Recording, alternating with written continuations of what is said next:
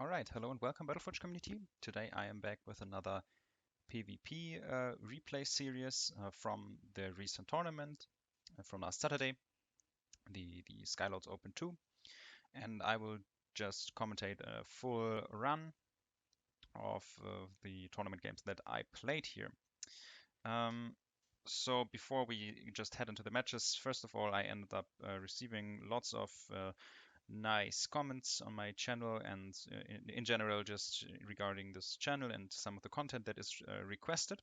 And I also got lots of requests to do some like German content and all these things. And just wanted to say something with that. I usually want to continue doing English content on the YouTube channel, but I will try to set up German streams at some point in time once I get a little bit more free time to do that. So there will be German content, and then we can also do like some Q&A sessions with like lots of beginner questions, since we got a lot of new players through the last weeks here, and I think that is something that got requested quite often. So I will do this through streams in the upcoming weeks. So let's go back to the tournament session here. So what did I do here? I ended up recording all my games, so I can provide a POV perspective for the entire best of threes and best of five and so on. And also provide commentary during that, because I usually cannot talk during a tournament game, as I really need to focus when I play against some of the best players on the server. And yeah, so at this point, I just decided to pre-record all the matches, and then we can just go and do some commentary for that right now. So let's head into the first game over here. I am playing against Entists18, who is, I think, a silver rank player right now on the server. So not in the top ranks, but still in a decent position. But yeah, of course, this game might be a little bit one-sided, at least from my expectation at that point in time, as I got probably a little bit more experience with the opening. And you can see that first of all, you see that there is just 60 power invested into the fight. First of all these units end up getting spawned way too late. You usually want to spawn your fights before the fight and not during the fight, because the base status really makes your units a lot weaker, and that is something that you really need to respect when playing an opening in PvP, as your opponent can easily attack you when he has a lot more power on the board. Like, I had 2 strikers, like worth 180 power, and my opponent just had 1 scavenger, which was worth 60. So I had a lot of additional army power, like a lot more power was ready to fight there. And at that point in time, I ended up winning the fight. Strikers generate looter values, which is a permanent advantage. So I'm in a great position here, which makes me going forward here and taking another power well in the center to get an economy advantage, and also a better position on the map, as the center allows me to attack his areas a lot quicker. And at that point in time, my opponent also ended up taking power well, so I tried to set up a split attack here from multiple angles to reduce the efficiency from potential eruptions, of course. If eruption hits multiple targets, it deals a lot more damage, it's more efficient, and so on. Therefore, you do want to have a certain unit split, at least, to make them less efficient. So these strikers going immediately onto the squads, dealing lots of damage with their initial charge, and also inflicting a lot of extra damage due to the looter that will grant me more and more power. And yeah, at that point in time, I'm in a great position trying to kite those thugs here who deal bonus damage to small units. So I end up trying to run away from them to make sure they don't deal too much damage to my strikers here. At this point in time, I get a decent eruption hitting 2 units and the power well as well. And yeah, I also try to attack this position here on the right side, because if I end up getting a power well here, I can try to control this area here and get map control. If you just take a look at the map right now, I can intercept every unit that comes from the enemy. He has to run, it's like to bypass a base of mine and to get to a T2 position, and therefore I end up having map control, which really allows me to close out this game here by winning that fight. So yeah, that was the first game of the series, and yeah, see you in the next game. Okay, so this is the second game of the series here, and right now I am playing Nature Tier 1 with Stone King Tier 2 against Fire Tier 1 in the matchup, where I'm not sure if he played Pure Fire or Fire Nature in Tier 2, but overall first of all let's focus on the Tier 1. So my opponent ends up taking a power well first, so I will end up doing the same so I don't fall behind in economy. On Haladur it is rather safe to take this power well if I decide to invest lots of power into units and start rushing. I might run into a mortar tower, which is still very strong when there is a large distance between the two bases, because the initial cooldown is not that relevant in these kind of scenarios. So second power well here by my opponent, and I do the same. I could start a rush at this point in time, but I rather prefer to take it the safe choice here of going even in power wells, because right now I have two power wells that are rather close to my base here, which allows me to attack quickly if my opponent does anything. In terms of like base trading or a split attack and all of these things. So I end up playing two Wind Weavers here, threatening those Sunstriders, and the Swiftclaw is getting focused. But right now you can see that my opponent had like just 110 energy invested in this attack, while this Fire Swan was still far away. And I had 3 units that are like worth 220. So I had a lot more power invested into the fight again here, which makes this trade so efficient. 3 units end up dying, like Firesworn, Sunstriders, Scavenger. I lost just the Swiftclaw and the Ensnaring Roots, and I even get to trade another Sunstrider squad here for that. So that is just something that I wanted to point out with these games. Even though they are kind of one-sided, you can really see that it's very important to like put all the power that you have into the fight if possible, because otherwise you end up just making a lot less efficient trades, and then you fall behind further and further. And especially against Nature, that is dangerous, because Nature has sustain tools like the Shaman, CC tools that can increase their unit efficiency, and so on and so on. And yeah, you need to be very precise when fighting against that. So at that point in time, I'm in a really good spot to apply lots of pressure. I try to keep my units alive with the Shaman heals, microing a little back here, and also kiting those thugs, so those Wind Weavers take less damage, but obviously not as important as it used to be, since Luther got removed from them and they got a certain damage increase in return. But yeah, I ended up failing to heal my Swiftclaw on the side here. I think my unit split is not optimal, so what my opponent could do technically is trying to finish off like 2 units at once with an eruption, because there's no Dryad in the area. And the Dryad buff is usually quite important to save the nature units from AoE if they are not splitted very well. And I think that would have been an option. So this Sundra here does not achieve too much because it immediately gets rooted. But yeah, at that point in time, it's hard to stop nature, because now there are shamans that provide natural sustain, and there are a lot of units that trade efficiently against everything that fire could play at that point in time. You kind of need to stop that type of scaling a lot earlier into the game. So Dryad here, just trying to make sure this Sundra does not deal too much damage onto the power well here.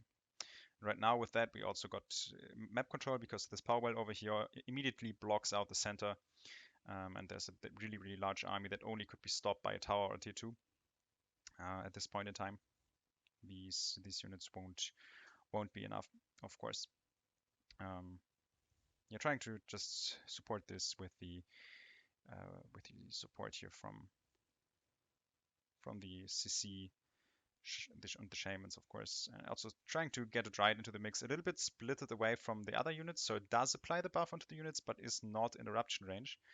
Because a double eruption would be able to kill multiple units, as once the Dryad dies with an eruption, which would happen on the second, of course, all units lose the buff immediately, so the second eruption does full damage to the other units, and that could kill them in a worst case scenario. But yeah, at that point in time, that is how kind of nature ends up snowballing against fire.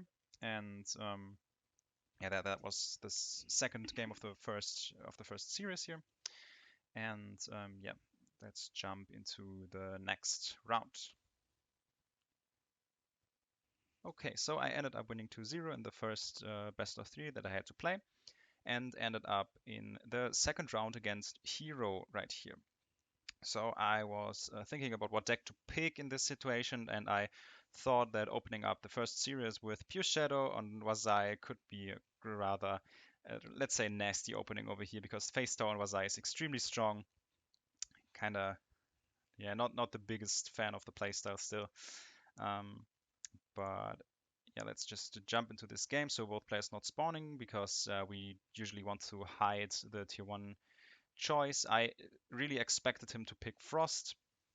Um, but yeah, I really don't want to start Red Charger on this map, because I really want to go for Face Tower into Mass Nox to maximize motivate value. And if I start Nox into Shadow, of course, as I don't know for sure that he played Frost, so that was rather gamble here with a Nox start. But at some point I really need to bring those Face Towers on the board. My prediction was kind of right, so I ended up getting the Face Tower here and bringing up the Nox Troopers into the field. Second phase here, preparing that teleports and yeah, bring those towers into the center quite early. The idea behind this is that Phase Towers, even though they got nerfed and deal less damage than before, they still attack those Master Archers quite well due to the high range and the quick mobility that they have on Wazai. You easily get them into a position where they can attack those power wells over the cliff. They are extremely good, and therefore they can deal lots of damage to those Master Archers, while the Nox Troopers on a spam can deal with those Ice Guardians, and on top of that I maximize the motivate value. If I get an early motivate and have only Nox Troopers on the field, those units all benefit from that buff, of course.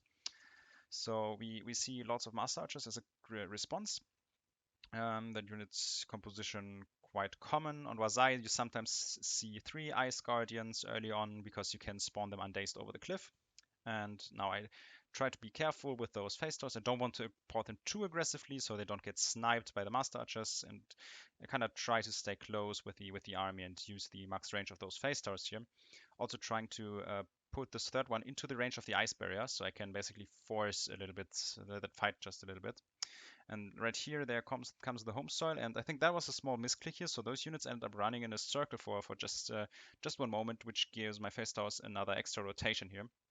As you can see, those Nox Troopers extremely good at protecting my army, and with that one misclick, I'm in a great position here to push on this map. And as you might know from Wazai, this is really hard to come back from. Once you get control in the center, you can immediately attack those power wells over the cliff, which is very strong. So those Nox Troopers immediately pushing forward, forcing this fight. Also, when the Master Archers retreated, I destroyed the Ice Barrier, which also forces a little bit of extra power all the time. And now you can see this high value motivate onto, I think, 7 units. Really worth it. And those Master Archer counts are really low right now. And this next Phase Tower will come into play, is immediately being able to attack power wells if necessary. And right now this army is not able to really trade into this tower.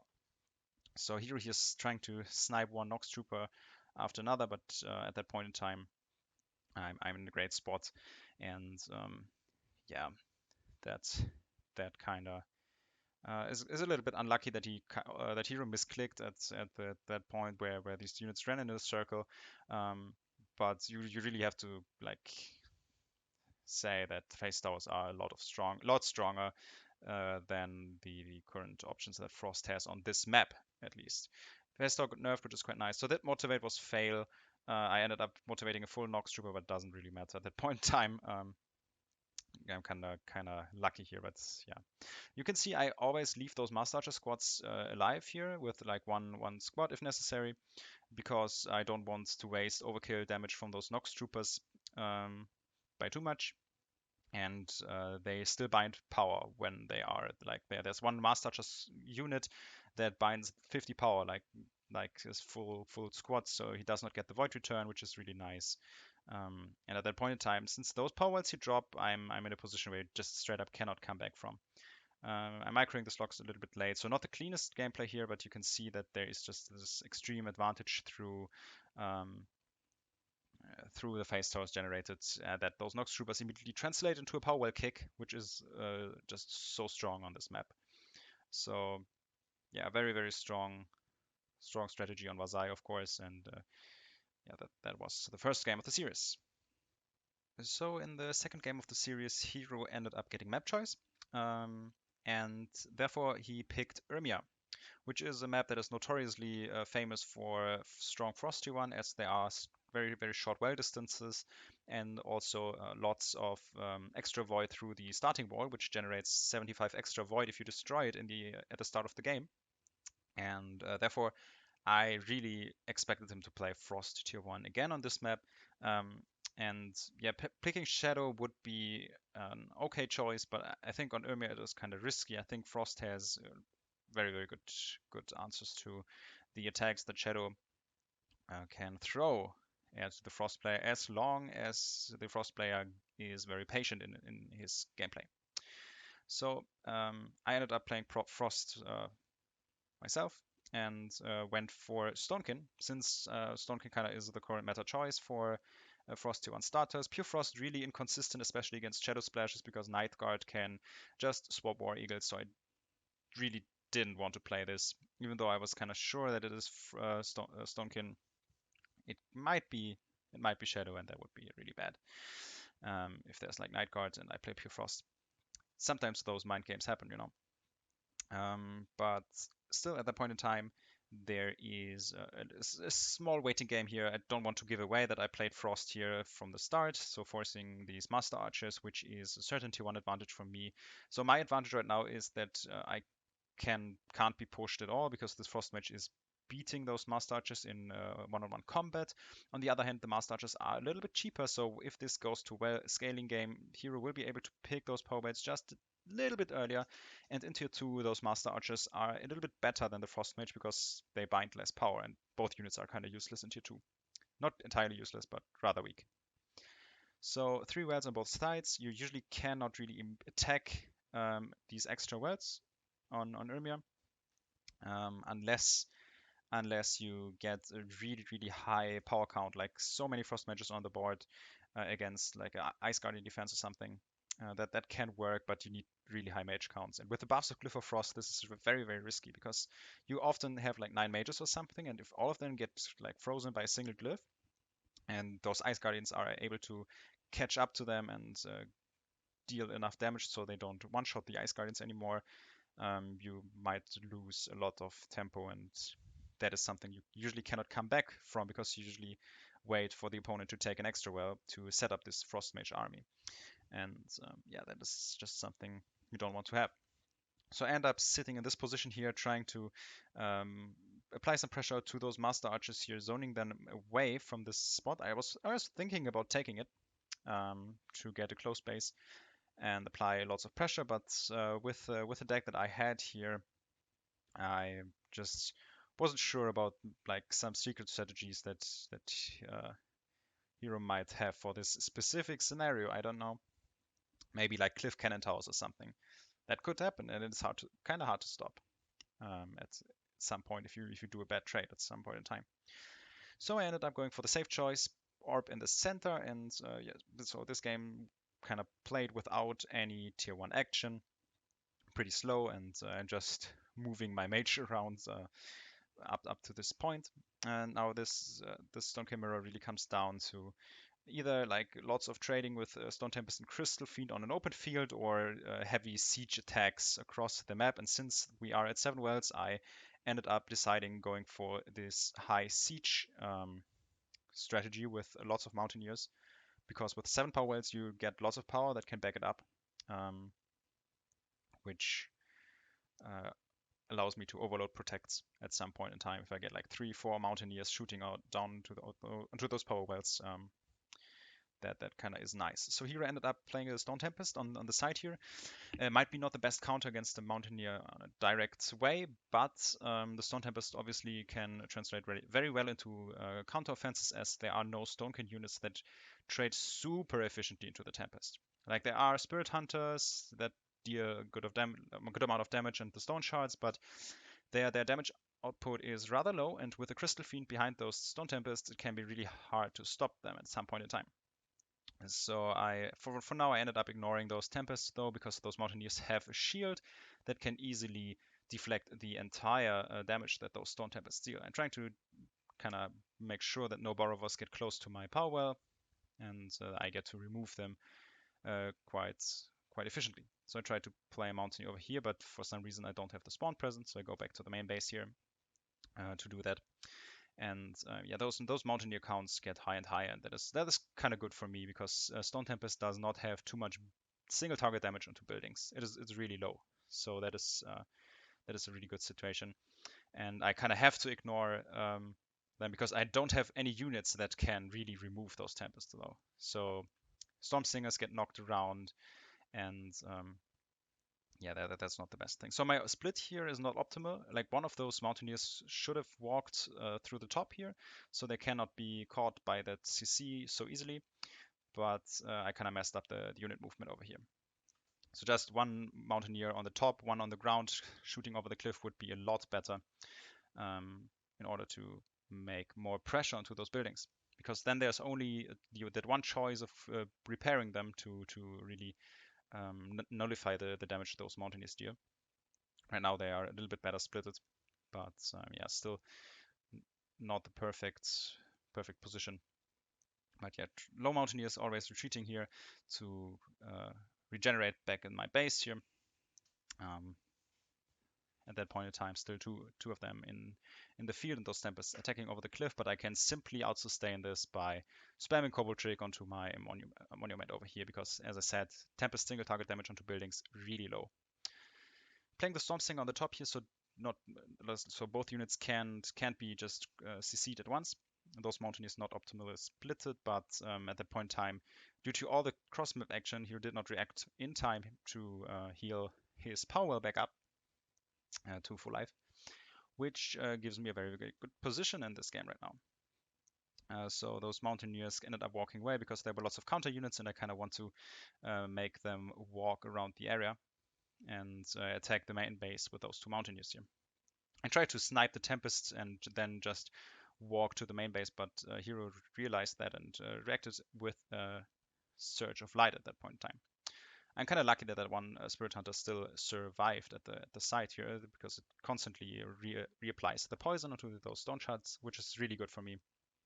And yeah, those Mars Mountaineers can start going into offense here, using the Curse of Oil, because Hirooo ended up playing home soil to increase the DPS that he has, and also he had like stone shards to make sure, since I have to permanently Cobalt Trick the center, he tried to apply pressure at other spots.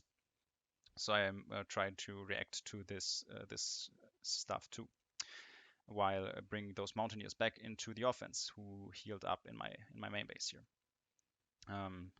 You can see that I try to really apply some pressure onto the monument, because if one of the orbs drops, I can basically take down those power wells for free. And I really didn't want any tier 3 timing happening quite soon, so I didn't really want to go for like economy, maybe trade a power well for tier 3 timing or something. That is something I wanted to avoid, so I also tried to apply pressure onto the monuments. So if a tier 3 happens, I can quickly switch into a Mars Orb focus with all Mountaineers, allowing me to avoid any like tier 3 shenanigans with, I don't know, Timeless One maybe, which could be really good. Timeless One Silver Lancers. And yeah, trying to constantly refresh the Mountaineer shields, of course, and Cobalt Trick, and Cobalt Trick onto that orb, like forever. Those Mountaineers, of course, a lot more efficient than the Tempest in terms of building DPS, as they are siege units. And yeah, at that point, since both Mountaineers were attacking the bottom orb, and this also went really low on the top, I ended up destroying this orb. I thought it is better to save the Mountaineer here. Not entirely sure if it was the best choice, but I thought if I heat it up, I might be able to get down the orb, the nature orb, and the power well on the side that I ended up destroying with this Hurricane over here. Like, this Hurricane was just here to deal damage into the power well, which ends up dropping. It was like a 20 HP, so pretty much that. And yeah, right now I ended up winning this series here 2-0, with the Mountaineer spam being extremely effective. All right, so in the fourth round, I had to face Killbuster, who is a very strong Fire Frost player, or at least like he's playing Fire Frost and Fire Nature most of the time, and he's also part of the top 20. Um, very good player that I had to face there, and right here I ended up picking Fire Nature because I thought if you were playing on a Lion, I think this is a very nice matchup that I really enjoyed to play. So interestingly, he is starting with Thugs instead of the Scavenger. So probably trying to prepare something for this center fight. I think I could go for Striker Spam here, but Striker Spam technically is hard winning against this, but I know he doesn't use Strikers either, and I really prefer the gameplay design of Fire T1 without Strikers because I think the unit is kind of toxic. Especially in Fire Mirrors, But like HP ratios are super low, so the strikers, they loot so much. And if I know my opponent doesn't play them, I also don't play them. Yeah. So the discussion in the chat over there was due to him playing unupgraded thugs. I think that was a certain mistake, and I asked him for a rematch at that point in time. But he didn't want to remake the lobby at that point. So a small disadvantage for Killbuster in this skirmish here because he does have a little bit less HP on his thugs due to the lack of upgrades because he didn't choose the card from the free PvP collection. Pretty unfortunate, and I think it would have been totally fine to do a rematch here. I'm not sure, but yeah, he didn't want to do it. So I'm kind of preparing my units, trying to split against eruptions, also checking if he's trying to engage, and also bringing the scavenger into a position where it does not get sniped by Sunstriders too easily. So that's why the scavenger is in the corner right here, because it will be a pretty late engage here, and I don't want Sunstriders to pick that scavenger off too quickly, because as you can see, there are lots of Sunstriders on the board. So I'm trying to engage this fight here and protecting the scavenger with the eruption on the side here, hitting two Sunstriders, and also trying to make sure that I kite against the thugs, while the thugs that I do have try to chase down the Sunstriders and also zone them a little bit while keeping the proper unit split, of course, so I don't run into an eruption. So yeah, there were lots of units that ended up dying, so I resummon a Scavenger, which should help me kiting those thugs by slowing them down and also applying the S bonus damage here, um, which is quite nice. So I spawn thugs over there. Of course, the S counter very good against those Sunstriders, so I try to bring unit composition that is as effective as possible here to end up winning this fight for me. So this ended up being really good for now. As you can see, I have a lot more units on the board with less energy invested, as you can see on the scoreboard. I'm at 635 against 690, so I'm in a good position to take up a power well here in the center, which grants me map control and a line, which is pretty important, of course. So at this point in time, Killbuster cannot take a power well for himself, because at that point I could still go for a rush here, with especially with thugs that are really good at pushing choke points, because the HP ratio is not that low compared to the Sunstriders, who would just die to eruption spam if I push like these small areas. I still try to get a certain unit split. At that point I was vulnerable to an eruption. 3 units were close together, which is not optimal. That is something I should avoid when setting up these things. But yeah, due to the first fight, I do have a great power lead, which will enable me to inflict a lot of damage. So this eruption not fully hitting those 3 squads. The Sunstriders didn't take the full 300 damage, and I try to save the scavenger while bring thugs that kind of threaten those Sunstriders that were played in the area. Also finishing off low HP squads, of course, which is very important. When you have a squad and there's just 1 or 2 members left, you usually want to kill that one because you want the void back. So I'm trying to split up those Sunstriders so I can see which one is getting focused by the thugs, and the other one can do the attack here. And since this power well is ended up dropping on such a map that early into the game, my opponent ended up surrendering. So that was the first game in the series, and let's go to the second one. So in the second game of this series, we had some technical issues. We kind of had to remake the lobby, I think 2 or 3 times, which is kind of unfortunate because, yeah, in the tournament realm, you really don't want these type of remakes, especially since, you kind of already gave away your tier 1 strategy and all these things. A little bit unfortunate, but yeah, kind of weird. So I'm playing Frost tier 1 here because my opponent ended up picking Urmia since he had map choice. And I think Frost tier 1 is really strong on Urmia, so yeah, kinda my go-to choice here. Due to the extra void income, I was quite confident that that I'm able to defend this power well here against the Mars Scavenger Assault. And yeah, at that point in time, both of us are at 1 extra power. And I rather want to play safe because I think Stonekin, regardless of what my opponent plays, Stonekin is stronger in tier 1 than Fire plus anything. Like it beats pure Mountaineer spam, beats pure Fire, beats Fire Nature, and yeah, Stormsinger spam also should beat Bandits quite convincingly.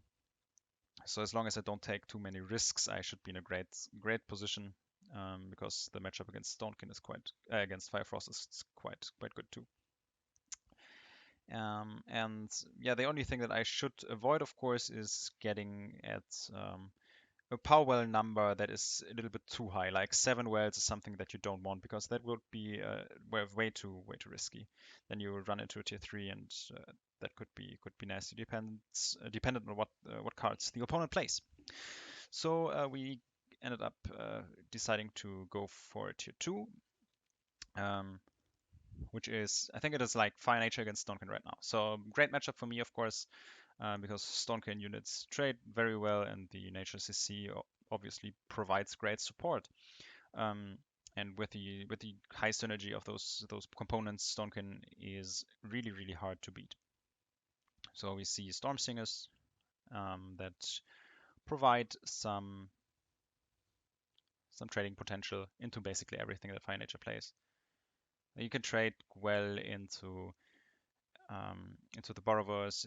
You can trade well into Skyfire Drake due to the ability. You can trade well into Side Fiends, and you can also try to kite the direct counters like the Ghost Spears. So Spirit Hunter's kind of a unconventional choice in Fire Nature, because usually you don't want to invest the slot into a unit that is considered an all-round counter. That Fire Nature usually doesn't need that much, but yeah, also Ghost Spears that are attacking the Storm Sting, of course, but yeah, they need to reach them to really deal damage, and there's still Hurricane to support. But I need to be careful because Lava Field is an option, and right now I ended up putting those units a little bit too far around the corner, which is the second where Killbuster ended up playing a Skyfire Drake to support this attack, and I really need to be careful with that. So I try to kite and bring more Storm Singers into the mix, but there also is a second Skyfire Drake that attacks my units right there. And yeah, I try to kind of make sure that my units do not die. But since I microed the Storm Singer, I ended up messing up with the Crystal Fiend. That really should not have happened. Very efficient trade here for Killbuster on the Crystal Fiend, but the other trades here are quite good for me because the Storm Singer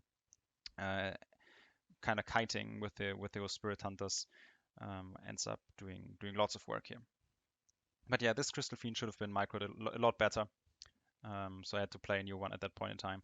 Skyfire Drake hit plus Eruption is an insta-kill onto that unit, which is worth it, of course, because the Fire player only loses the Eruption, which is worth 75 power, and the Crystal Fiend costs 100. So yeah. So second Crystal Fiend here, trying to support those 2 Storm Singers who zone the Skyfire Drake away from the Crystal Fiend to protect it, and in the meantime I try to set up a split attack with Borrowers while kiting the Ghost Spears a little bit. Yeah, the Hurricane onto Spirit Hunters and Master Archers, of course. I try to save them over there. And yeah, the Crystal Fiend should apply the necessary support onto my units. Stormsinger died though, so not very optimal. And nice kiting here by Killbuster, making sure that my units don't have an easy time at killing his units. On the other hand, the Sporovar on the side still untouched, and that is an opening that I saw to finish off that power well on the side. As my power wells are quite safe due to the fact that I have the orb in the middle, which is very hard to destroy. And even though I have to invest lots of power with CC and lose the Barova, I don't think that I can be counterattacked at that point in time.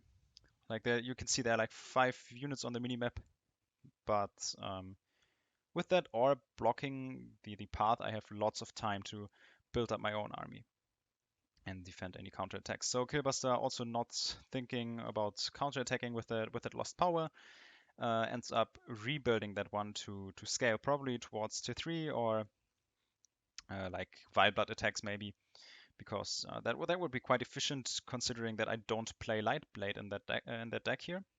I was mostly thinking about playing against Fire Frost. That's why I didn't really think about the Light Blade, which is obviously a very strong counter tool against the Vile Blood. But yeah, I don't have a strong L counter in this particular deck. But at that point in time, this is a little bit passive, of course, not the most exciting stage of the game. But I kind of try to set up a lot of units, a lot of Stormsingers that are very strong in trading, and the Crystal Fiend obviously generates lots of value. So I try to counter Oink here, make sure that my Stormsingers do not die. Since it's poisoned, like the one that took damage, I can make sure that it will be able to retreat first. Then I try to split with the Stormsinger here again to make sure that they can't get CC'd or like maximum value of lava field happens. But at that point, I also lost control over my Crystal Fiend again, which immediately got sniped. So not the most optimal outcome. At that point, I try to move my Spirit Hunters towards the enemy's units because they are obviously useless when attacking buildings, which is something that shouldn't happen, of course. And at that point, also these units start dropping low, so I'm not sure how much power my opponent has at that point in time. But if there's a lava field, I end up with serious problems. But with the counter pressure on the side here, I end up being able to get the next power well over here, and I think there was like lots of bound power in units, which enables me here to live through that with lots of low HP units. Like Surge of Light, trying to save 2, so probably worth it if those 2 get out, since they are worth 130, of course, and we save them for 80 power. Yeah, so those 2 units end up retreating. The Stormsingers can also heal up, and also still there was one Master Archer squad from the T1 that is alive up to this point. Survived for quite some time. But yeah, so at that point in time, 5 wells against 3, obviously a very, very large advantage, and as long as I don't do anything too aggressive, I'm in a great spot here. Because the only thing where I can get overwhelmed is where I really mess up a trade, and then the counter tempo gets super large, so I end up losing out to that. But yeah, really, really rare scenario when you are at a position where you're up 2 powers. So trying to counter CC, obviously, to protect my Borrower from the Skyfire Drake. And yeah, those Stormsingers still pretty good in defense, even though they are not the optimal counter for those Ghost Spears, of course. And at that point, yeah, Killbuster ended up surrendering, and I ended up winning this series 2-0. Alright, so in the next series, I ended up playing against a Prince of Lyr, and I decided playing Nature T1 against his Frost, because I think I'm rather confident in this matchup, and also Mana Wings are kind of nice, in particular to fight Frost on small maps due to their teleportability, and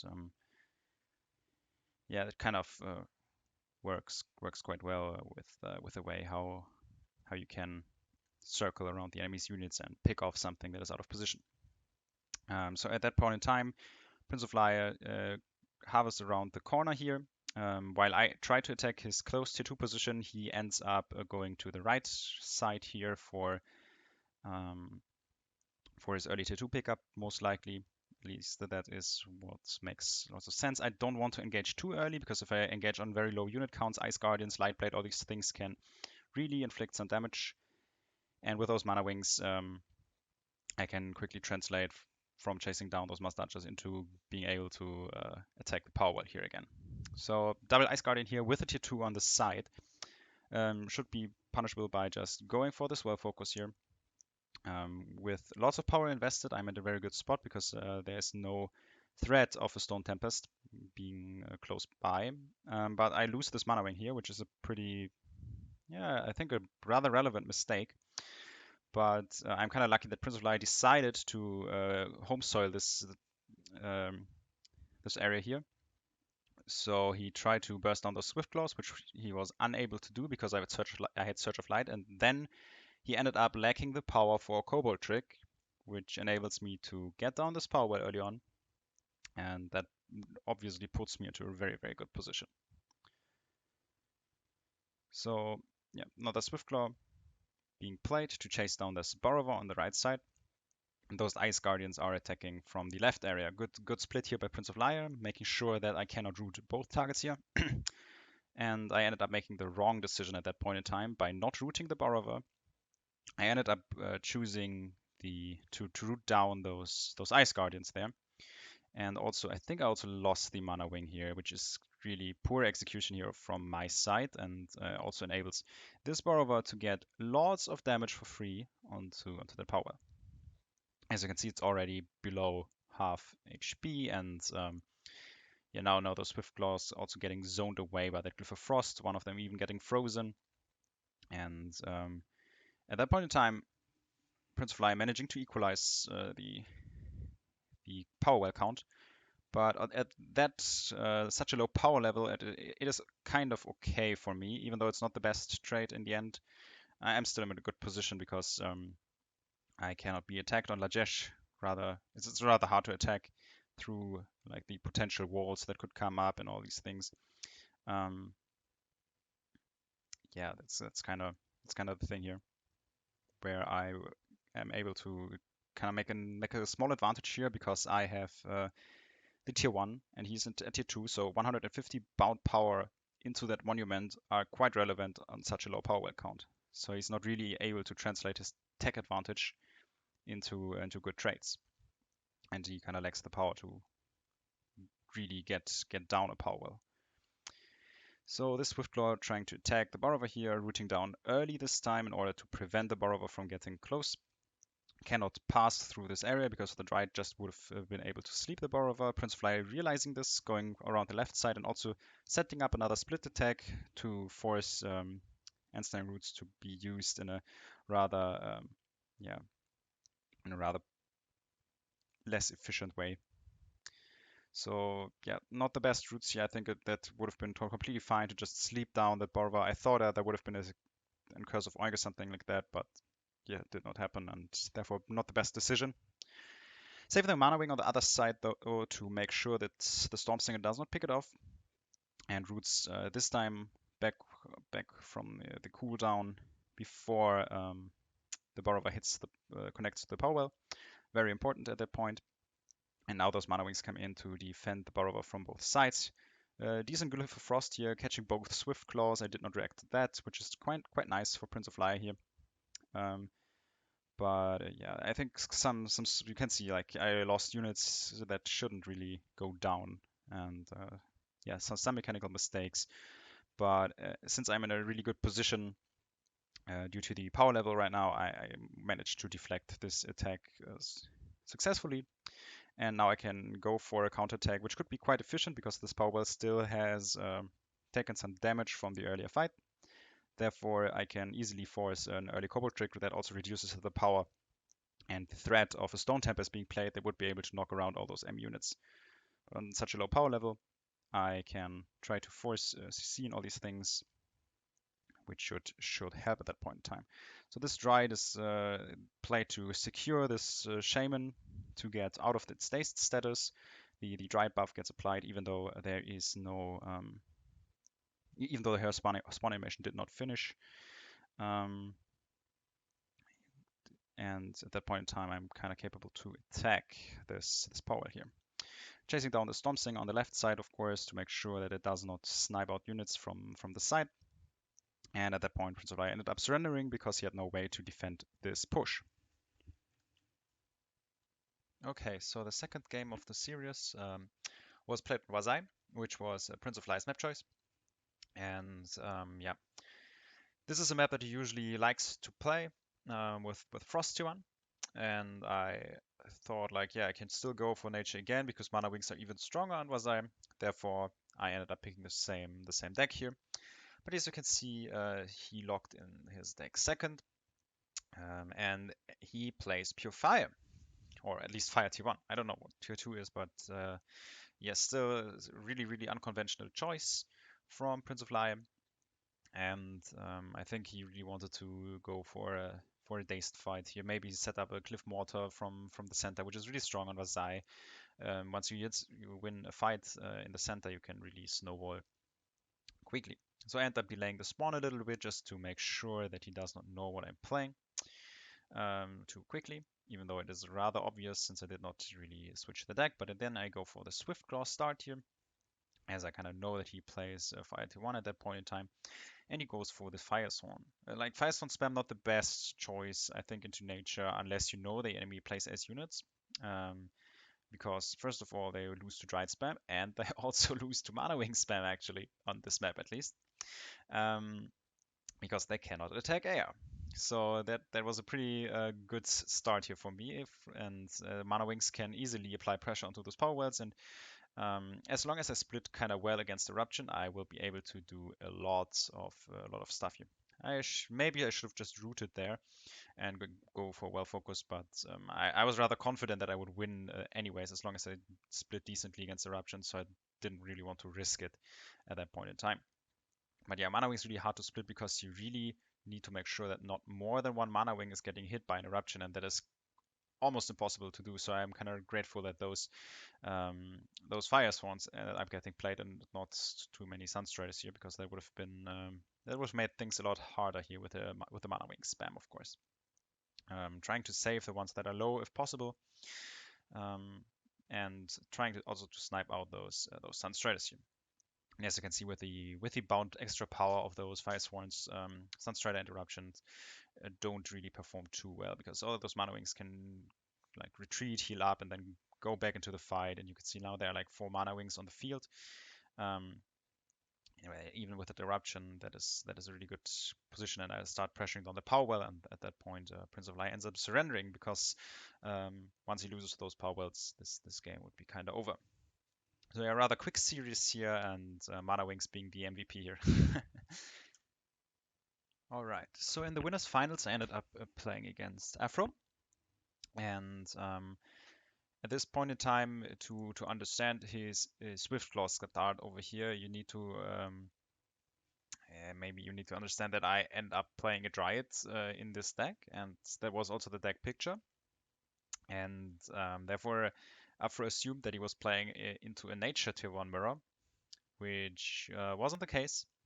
So he ended up starting Swiftclaw against Shadow Tier 1, which is extremely vulnerable to Nox Trooper spam, because you cannot really get access to like the Shadow units, and also Shadow has great counters, and usually Nature wants to trade with utilizing ensnaring roots, and yeah, Swiftclaw really does not have any kinds of synergy with that. So really poorly in that matchup. Therefore, Afro ended up going instant tier 2.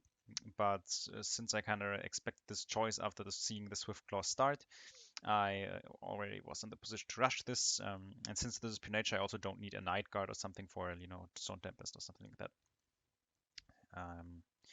And yeah, so Spirit Hunter is probably the only threat here to deal serious damage to my units, but that shouldn't happen up until this orc drops. So the split not super perfect, but still good enough to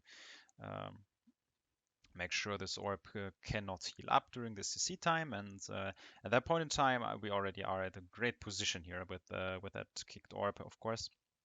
And to be fair, that was kind of a mind game from those deck builds, like assuming that I was playing nature, really did not pay off at that point in time for Afro.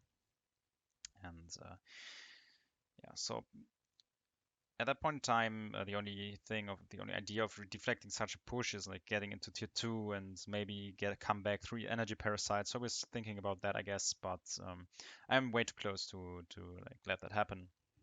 And I'm trying to head down towards the main base to apply as much pressure as possible and to maximize the current the lead that I have and get the most out of the current situation. Trying to play some Forsaken, maybe 2 squads are a little bit too many because usually you just want to Forsaken to finish off that nature, the nature squads like Windweaver, Spearman. But yeah, trying to split up my armies into 2 parts, so not everything ends up getting rooted. Triple Windweaver plus maximum value root could be dangerous to this kind of army, even though it is a lot bigger. Because Windweavers, when they do the multi-shot, that can also hit targets out of their maximum range, so they can inflict damage without getting hit by like focusing the dread charges. So Hurricane, making sure that my Forsaken don't die, overloaded with those Nox Troopers in order to make sure that I get that power well kick here on top of my early advantage. And yeah, with power well difference and that kicked orb, the only thing that I need to do right now is buy time in order for my Void to come back to me. You can see I am at like 460 Void, and I think at that point in time, Afro has a lot less power available. And yeah, since I'm playing Shadow Nature, this is also pretty optimal for me because they're like 3 Windweavers, so I get access to Hurricane, which really enables me to trade very efficiently into this. Like I was thinking about taking the wall to buy a little bit more time. That is usually a pretty valuable move if you have a tempo disadvantage and you need some time for an orb to build up or for a well to pay off and all these things. The defensive wall can help you a lot to enable this this time window that is necessary to stay alive. In this case, probably not necessary. Honestly, I could have just nasty the dread into the Windweavers and then continue with tier 2 spawns. So MI Phantoms here getting used. I could go for a Hurricane, but I think at that point I decided to just micro through this because they're just 3 Windweavers, and in the backline Afro also decided to go tier 2. So I want to spend as little power as possible so I get a larger advantage through trading. So switching into the range disable mode from the MI Phantom in order to hunt down those Windweavers efficiently and also slowing them down with the Dark of Assassins here. Rather important. So right now I don't need to chase them anymore because one Windweaver squad with like 1 HP does not do damage and still binds the 70 power, so definitely worth it to keep that one alive. So Afro ended up destroying the Windweaver squad, or the last Windweaver there, and yeah, then I can attack this position at that point. I think a heal would have been worth it actually, but I didn't think about that at that moment. Trying to set up the Dark of Assassins basically in a circle around the monument, so there is no way of hitting all of them with the Hurricane. So I can easily trade to all the counter units that nature can bring. I could root a deep one, I could just Hurricane the Spirit Hunters or Ghost Spears, so at this position you can really really say that that game is over. And Afro ends up surrendering here. So this second game was a rather funny situation because as you can see, Afro picked up Surge of Light. So I expected Nature to 1 again, and I was pretty sure that he would play that. So I ended up picking up another card into my deck. I think it was my Pure Shadow deck, and I added Life Stealer, but ended up cutting the Forsaken. And as you can see, Afro is not playing Nature T1. So I think at that point I ended up running into his mind game here. He played Fire, and I was so damn scared at that moment. I really thought I lost that game because you really cannot fight Fire T1 without Forsaken.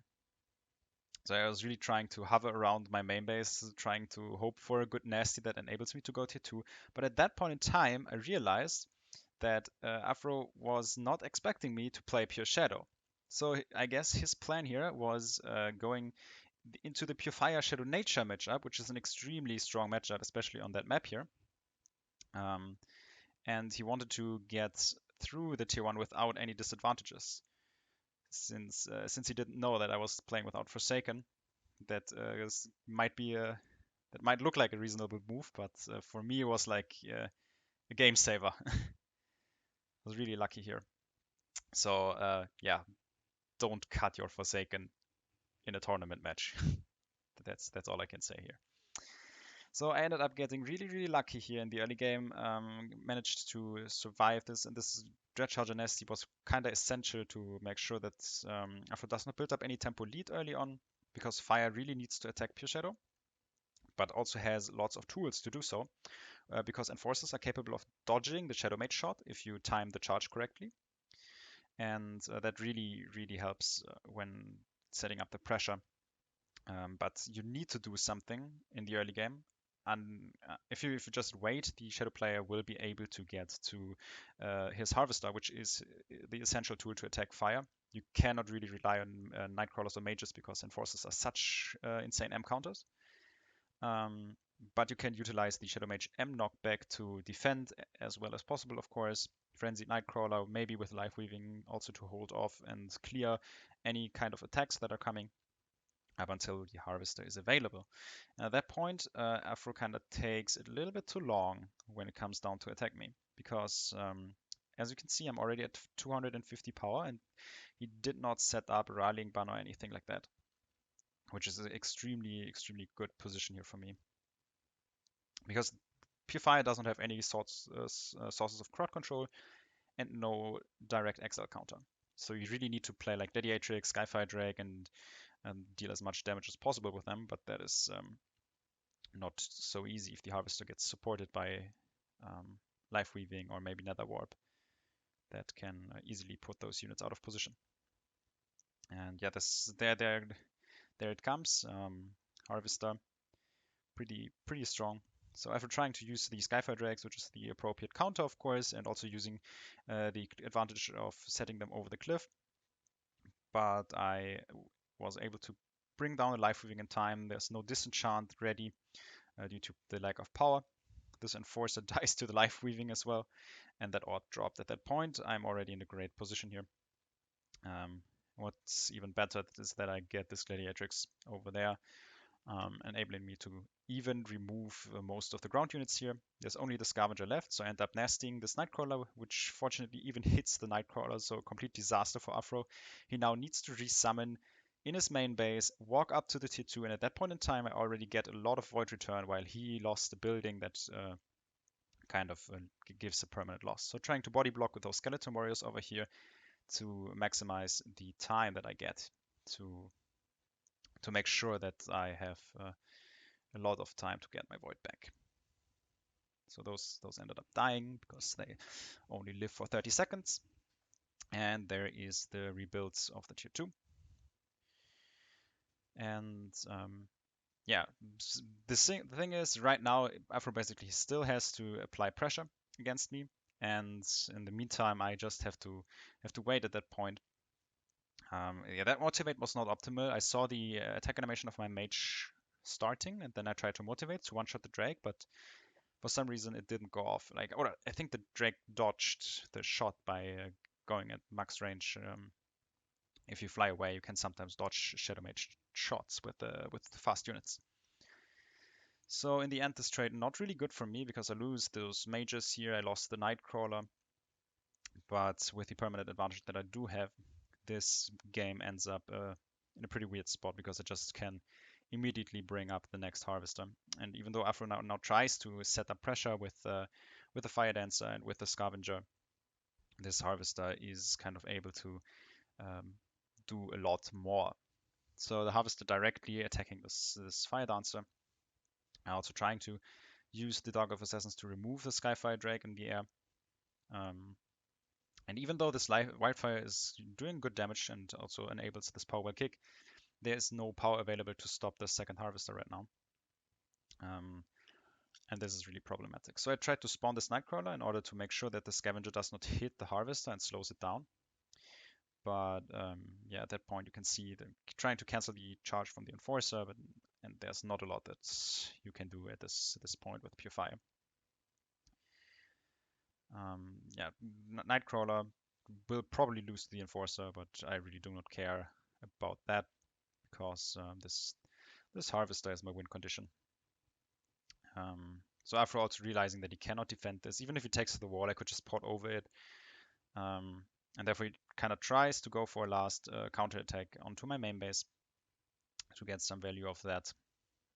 But yeah, this Enforcer goes down, and with that move, I'm kind of safe. This eruption also missing is kind of unfortunate, but at that point it really didn't matter. And yeah, Afro ended up surrendering, so I was in the grand finals right here. All right, so grand finals were against Top Secret, and yeah, at that point we had Top Secret going through the loser bracket, beating Afro in the loser bracket finals there, 2-1. That was a pretty good series there, with very good games. And right now we see the first game on Irmia, kind of trying to play this basic mind game where Top Secret does not spawn because it does not want to show me what what he plays early on. And I just wait because I'm playing nature and I don't want to do things like Swiftclaw start into Shadow Tier 1, which is really bad. So Dreadcharger comes out as expected here, Top Secret with Shadow Tier 1. That is the deck that he played for most of the time during this tournament. And I ended up countering this with Werebeasts, who are not as vulnerable as the Swiftclaw against those Dreadchargers, but they kind of enable me to start with the Swift unit so I can kind of react a little bit faster to his kind of attacks. So he's trying to set up a split attack with the idea of bringing up 3 units from both sides that are hard to trade against efficiently. And also, if I put down my root at one side, he can easily win the fight on the other area. But since there was a great distance on the left side, I ended up trying to with a engage on the right area here to make sure that I get a really good trade at the start. As you can see, those 2 units ended up dying from the roots, which is kind of nice. I just took some damage on those Woodweavers, but Top Secret reacting rather quickly with a tier 2. So I try to send some of my units into the main base, so there is no quick tempo attack with Nightcrawlers. I think it is pure Shadow at that point, and the remaining units were sent towards the center in order to make sure that I don't lose that orb immediately. And oh, never mind, it was Shadow Nature, right? So it was Shadow Nature, so extremely valuable spell here in those trades with the Hurricane, kind of making sure that those Windweavers cannot do anything in those trades. But there are 2 other Windweavers here, and they are far away, so I can play the Stone Shard safely without running into the risk of getting Hurricaned immediately here. Nice kiting here by the MI Phantom, and yeah, now those Stone Shards trade into the Dreadchargers, who are also S counters, so on that side, the trade was still acceptable for Top Secret, but I was able to make sure that the attack gets stopped with those Windweavers on the top. And yeah, at that point in time, this game is rather equal overall. I have 20 additional power on the board with those Windweavers compared to the Forsaken or Nox Trooper, I think. It was a Nox Trooper, yeah. But my score was also slightly higher, so I invested a little bit more power overall, which is completely fine at that point in time, since the Void usually should be, I should be in a position where I had the same amount of power. And yeah, so at that point in time, I just tried to scale up defensively, wait for a good trade, and then kind of make a move. And since Top Secret ends up taking a power well here, I just respond because I am a little bit afraid of attacking into this with such a low power level. Shadow Nature really strong at trading on low power level because I'm a Phantom is very strong, Dark Elf Assassins are very strong units, Nightcrawler are strong, and the Nature CC is very cheap. So I really don't want to trade into this. But here I ended up getting a decent route onto this Army Phantom here, onto those 2 Army Phantoms. And right now I'm kind of able to keep my Stormstinger alive, kill an MI Phantom, and trade CCs, especially since my roots is a little cheaper than this Oink. This was an extremely valuable trade here for me. So Top Secret retreating here. He kind of overstepped with those MI Phantom. He wanted to set up a proper split against CC, I guess. But that ended up giving me a great position here to safely well up again. Top Secret responding with another power. And at that point, I really want to move away from that position here, because if I walk to the left side, I run into his orb. And you really do not want to fight against an orb. It is a lot harder to destroy due to the extra HP. It does a lot more damage. That's just something you don't want. So you walk through the right area here to make something happen around the power wells, because if I win a fight over there, I can easily attack one of those and try to set up something that gives me a permanent advantage a lot faster. So lots of Stormsingers here, so therefore I have to make sure they end up getting splitted. And at that point in time, since we have high unit counts, Razor Shard comes into play, which is very valuable because at a certain unit count, you cannot properly split and dodge all those Razor Shard shots that apply knockback and huge AoE damage. And with the extra range that they do have compared to normal units, they can be extremely dangerous to play against on those high unit count fights. Therefore, I ended up utilizing them. But Shadow Nature, of course, has a counter tool with the MI Phantom. They're really good because once they reach the Razor Shot in their melee mode, they can disable the unit with the anti-magic aura that they apply. And that is something that really needs to be avoided, because the MI Phantom, of course, is also cheaper than the Razor Shard, and that really needs to be taken into account. So I end up sending 2 Stormsingers around the corner to make something happen around at the second base. So the focus is a little bit splitted there. Trying to attack at 2 spots often allows you to get better trades through forcing micro mistakes. And yeah, at that point, those Razor Shots start attacking here on a very good distance, trading CCs on the other side with equal amount of power spent. And yeah, trying to root those MI Phantoms, but quick reaction with this very strong Oink by Top Secret here. I ended up switching into the melee mode from the Razor Shots, so I can run away even though those MI Phantoms end up hitting me. Once they are rooted and they get hit, it's basically over. So you need to be really careful with that.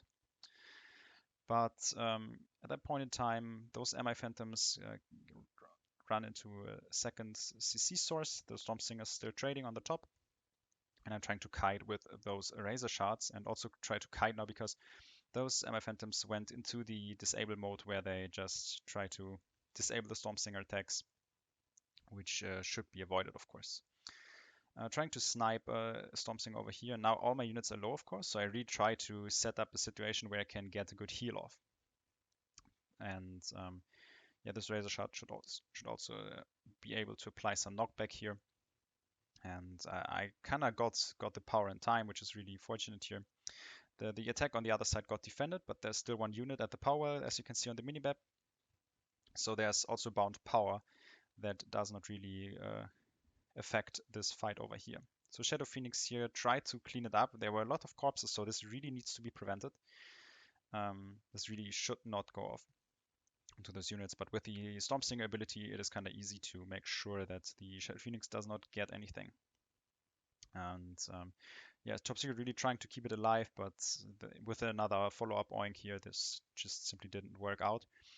And at that point, I had a really, really good trade that kind of enables me to snowball and also keep up the pressure at this area here. You also need to keep in mind that MI Phantom, while being a little bit better than Stormsingers as a unit due to the increased flexibility, they do have a certain issue that there are charges that are limited compared to the Stormsinger. Stormsinger has 16 charges and MI Phantom has just 12. So right now this route was perfectly for me because those Razor Shards were in range of those MI Phantoms and they were kind of close together, so they also get full damage output due to the increased splash that this unit has, while the MI Phantoms got rooted out of range, so they were not even able to deal return damage. Trying to kite again with those razor shards against the MF Phantoms, and now I need to wait for the anti-magic aura to run off to make sure that they can go into the ranged mode again. But at that point in time, these trades are still really good for me. Extremely nice here from the MF Phantom to attack the Storm Singer that was preparing the ability against the Shadow Phoenix. Not sure if this was intended. If so, great move. And at that point in time, those Storm Stingers and the Razor Shards trade extremely efficiently. Of course, the splash from those Razor Shards really pays off in those situations, because you can hit the power well, you can also hit the units that just got spawned over there. And yeah, that's really valuable. And with so many units around, those heals also get a lot additional value. Yeah, another Shadow Phoenix being played, and at that point in time, that is just not relevant, because there are way too many Storm Singers. You cannot prevent all of them to get the ability off against them, which is definitely necessary. With the first power while dropping, of course, this position gets better and better the longer this fight goes. So I'm trying to set up an attack to the side, but there were activated Dark of Assassins, so I ended up turning around, so these ones will be there for 20 seconds, unable to fight. And at that point in time, Top Secret ended up surrendering this first game. So I won the first game of the finals and went ahead in this best of five series. Second game of the series. This was on Align, which was Top Secret's map choice. And since he was playing Shadow, I ended up going for a Fire Nature deck here. And I also utilized Strikers in this match. Strikers pretty much broken against everything that cannot consistently knock back. Like Frost Mage, or like, okay, Master Archer is also good against Strikers because of the heavy S counter, but like Frost and Nature do have decent counter tools, but against Shadow they are extremely strong, and in the mirror matchup they are extremely broken. So yeah, Strikers against Dread Chargers, which is basically, for me, my goal is to enable those Strikers to fight. While Top Secret really either he needs to like remove my Strikers very early on and then secure map control in the center, or he just needs to avoid fighting in tier 1 at all in order to get into a tier 2 position where he can fight properly. So I try to set up a multi-angle attack here to make sure that those Strikers do not get knocked back as easily from the Dread Charger trample that can cancel that charge. And at that point in time, I think if I engage here, I would be able to win this for sure. But since this was a tournament, I was rather hesitant, and I thought, why not just go for another one? Like, more Strikers equals more loot, and yeah, that is just what I usually want in this situation. But at this point in time, Top Secret ended up moving away, and I really did not expect this move, which is rather smart, because right now he removed this position where I can attack from like 2 angles, so I can quickly nasty into those Mass Strikers, which is something that I wanted to avoid. And I kind of thought, yeah, it's just a risk that I don't want to take. But I think if I engage over there, I would be able to win, not just because of any, like, I don't know, fighting differences, but just because of the looter. That passive is extremely broken, and yeah, should most likely receive a nerf on the next patch, because it was also bugged with S units. It generates more than intended. But never mind that. So there are 5 Strikers over here close to the Shadow army. And yeah, I think at this point I could still engage, because if I erupt those Dread Chargers that are in front of me that nasty into those Strikers, I should be in a great position. But at that point, Top Secret kind of decided to go tier 2, which is the correct choice. Even though the Strikers got a decent trade-off here, you can just Mass Frenzy the Forsaken, and therefore make sure that this tier 2 gets through without being interrupted by a Scorched Earth or something. So even though I admit this was a lot better played by Top Secret, I am ahead in this position because these strikers were able to loot, and Pure Shadow cannot really apply pressure before getting towards a Harvester in this situation here with less power available. So I end up taking the position in the center. I just wait for my Void to return, and at that point I still have two strikers that really need to be respected, even though they are pretty low. And if this charge goes off into one of the M units, I end up looting even more. So after the game, I kind of checked the Void levels, and there was like a total difference of almost 50 power. So I was ahead like a half a power. And now those strikers are also able to heal up, and that really gives a lot more pressure right now onto those shadow units, because those strikers obviously still worth it in tier 2 as long as they loot. And CC helps me at making sure that this loot goes through. And yeah, now those strikers go into the trade with just 3 units there. I think Top Secret is holding a lot of power back, so he can spawn after the lava field. Yeah, there comes the army, and therefore enabling this aggressive trade, trying to make sure that he can remove those strikers, and I end up doing the second lava field here, which is rather important. And I think I was unable to save those strikers here. As you can see, first shot of the Dog of Assassins kills them, so I ended up charging onto the power here to get a little bit more value.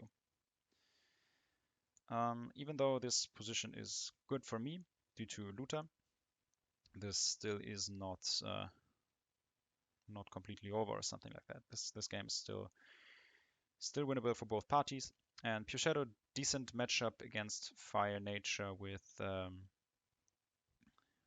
very interesting interactions of Harvester defense, and also the way how defensive nether warps generate value in this matchup. So this well over the cliff, kind of hard to attack, so I try to force out some units and retreat, because Fire Nature really wants lots of units around, so I can maximize the value generated by lava fields. And also, if there is a lot of bound power on the ground, this reduces the threat of a Harvester. And so Sky Fiends, Side Fiends, and Ghost Spears are trying to attack this area here. Top Secret still just on 3 units here. He's really keeping an eye on his unit count here. Canceling the Shadow Mage shot here with the Oink, forcing additional spawns, and trying to trade here into this. I think, yeah, those Side Fiends ended up almost dying, which is not optimal. And yeah, those trades are still completely fine for Top Secret. But my units ended up staying alive for now, and I forced the unit spawns here, so this trade is still kind of acceptable for both sides here. But of course, these units now need to heal up. At that point, I probably go for a Vileblood split attack onto the main base, in order to make sure that the defensive nether warp does not get too much value. Because if you just attack one side against Pure Shadow, there are lots of tools that the Pure Shadow player can utilize. Like, you can just port your army in between of the Shadow Mages, or he can just do something like Aura of Corruption, of course. So trying to attack here, as you can see, Aura getting played to buy more time. But this trade was really good for me, because I was able to clear most units with the lava field beforehand, and the aura also pretty expensive, of course. So I try to set up an attack with a Vileblood, and try to go for a powerball kick. And this nasty was really important, making sure that the Skyfire Drake here dies, because I think I had a solid tempo position here, a decent tempo lead that would be really good to enable me a powerball kick at this situation, which didn't work out in the end. So Top Secret really aware of the problematic situation. You're killing his own Shadow Mage in order to make sure that this Vileblood does not get into the power power range here. I think I could use a Twilight Curse here in order to activate the Vileblood's passive to make sure that this Power Well constantly gets attacked for up to 600 damage. And I think that would have secured the Power Well kick, but I didn't do that. So Top Secret with the Knight of Chaos ability capable of repairing this Power Well and therefore stabilizing in tempo again because I used a lot of power onto this Vileblood in order to get this Power Well down. So still a very, very close game up to this point. And I ended up going for a second Vileblood here, trying to apply pressure at a different spot. And yeah, this would enable me to bring the Skyfire in the air to snipe down those Knight of Chaoses, who are the direct counter of the Vileblood, of course. And yeah, this Cliff really supporting this Skyfire Drake's value. But trying to make sure that the ability from the Knight of Chaos does not really go through. So this Skyfire really running around left and right here because I wanted to find a proper position for this this thing, so it doesn't get hit by the Nether Warp, of course, which is a little bit weird to play around. So I ported back here in order to make sure that I can lava field into this in order to get those units, counter units low. But you can see this is extremely hard. These defensive Nether Warps really allow very, very strong trading and force another here at that point. So the Skyfire Drake goes back into the trade. This Viper tries to stay alive, killing the Knight of Chaos. Also going for the Shadow Mage over here, which is important to finish her off. Also lowering the charges on the Shadow Mage is important because it only has 12. At some point, once the Shadow Mages run out, you can apply a lot more pressure compared to that. Really nice body block here with the Nightcrawler, enabling a little bit extra time here. Also forcing the Vileblood to go around, so this Nether Warp would technically be able to hit both the Vileblood and the Skyfire Drake. Or he was setting up a Knight of Chaos Nasty at this point in time. But I think he thought it was too risky because it was close to his own wells, and if they get hit, that would be really bad. And so, yeah, at that point in time, all the units ended up getting really low, and I lost track of that Skyfire Drake that walked back into those Shadow Mage units here. That was not good. So I'm forced to heal up this Vileblood here, otherwise I would have lost that unit too. And that was an extremely good trade for Top Secret here. He did really well here. And now he tries to use his units in order to set up an attack, because those Knight of Chaoses are really good due to the high HP pool for setting up corpse explosions, which can be really nice. Like corpse explosion, then the Knight of Chaos Nasty or something. If it takes out a Skyfire Drake, that would be extremely effective. But Top Secret is rather using these units to distract my army a little bit and set up a Harvester attack. And while this is quite dangerous for me, I have lots of time to defend this though. As you can see, early root really enabling me to buy some time, clear out the remaining counter units, and now I end up going for the Knight of Chaos here and sniping that one because the Harvester was live weaved, and I really don't want that live weaving to do too much. And yeah, another route, so the chain CC, also lava field here onto the Harvester, getting a chunk of its HP, which can be valuable because the life weaving cooldown was gone, and therefore this Harvester dies without generating lots of value. And you can see right now I do have the tempo with three units that can easily attack this power. I'm trying to split here to make sure that not all of them can get nether warped too quickly. Really nice Skeleton Warrior Nasty though to kill the Skyfire Drake on the top. This made me a little scared here, and I kind of used the wrong hotkey here, which was quite dangerous because this power well barely dropped. So the spell support not perfectly in time. But yeah, power well dropped at this situation, which is really, really valuable for me, of course. I'm in a great position. I had the looter advantage in the early game. Now if the first power well dropped, and all I need to do at this point in time technically is stall. And yeah, I think right here I'm a little too greedy by trading offensively and using up the oink way too early. Because now this oink here is on cooldown, and therefore I ended up getting forced to use the ensnaring roots. And this is like the perfect spawn of a harvester. Outside of the ensnaring roots, both CCs on cooldown. I try to get the oink off, but I think it is a little too late. So switching targets because the harvester would get out of the oink if I would attack him again. And I try to set up those counter units here and root him up. So I was really hoping that he is out of range of that power, but as you can see, he can attack the power, and that is horrible. Because once the power reaches the building, there's no way to remove the unit again. And trying to disenchant the life weaving here with the gladiatrix, but it does lots of damage. So I was not sure if it was better to CC the harvester or those Dark of Assassins, but in the end I learned that like not CCing the harvester was really terrible. And what's even worse, the gladiatrix went down, so big corpse explosion finish here for the orb.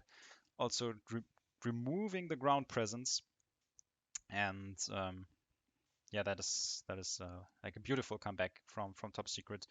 Like seeing this opportunity that the CCs are on cooldown there to spawn the harvester out of the root range, like that was just so close out of the root range. Like really well done, extremely good. And yeah, right now it is really dangerous for me because I need to remove those Dark Earth Assassins quickly to kind of stabilize a little bit and get back into the game. But Top Secret, pretty good response here, spawning two Nightcrawlers, and now I just have to guess. If I attack the left one, the right one will probably the one that enables the Harvester spawn. So I used lots of Skyfire Drakes, who are efficient against Harvesters, of course, to make sure that it does not get played there. Yeah, Ensign Roots on cooldown, so I can use the Nightcrawler to walk forward here. Once the Oink would be played, it is the harvester can come out, but that doesn't really matter. As you can see over there, the harvester getting spawned out of the root range. And yeah, that was like a beautiful nether warp, predicting that I wanted to set up the second root just when the oink is out of cooldown. And now this harvester is at my orb.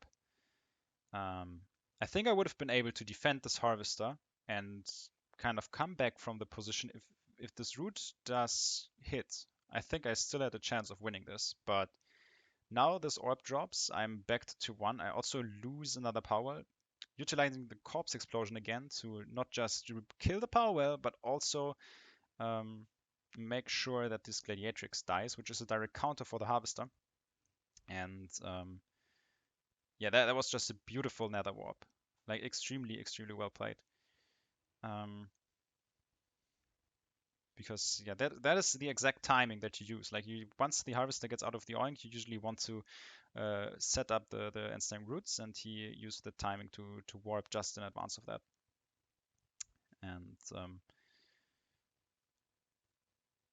Skyfire Drakes here trying to defend as well as possible, but yeah, same issue. Like attacking from two sides, and therefore getting closer and closer to those buildings, and that enables the aggressive harvester spawn. And with just one power well as a resource income, there is no way of defending this anymore. So really nice game by Top Secret, especially since he was also behind due to the strikers in the early game. Very well deserved victory here in this second game. And I think I will tap out in like less than 30 seconds, of course.